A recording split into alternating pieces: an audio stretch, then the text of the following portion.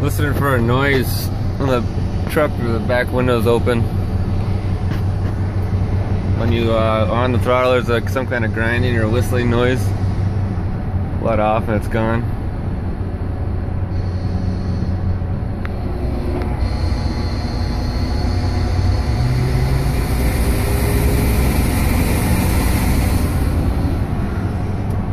Doesn't sound like a normal turbo.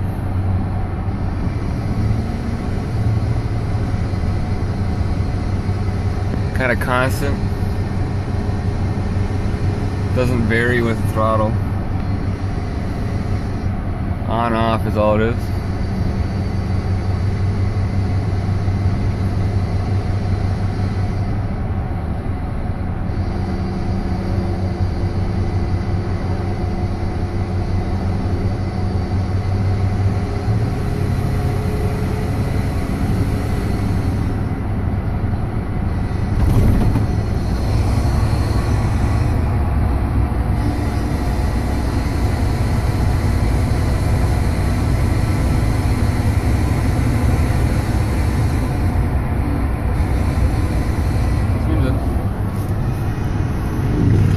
Might be affected by speed.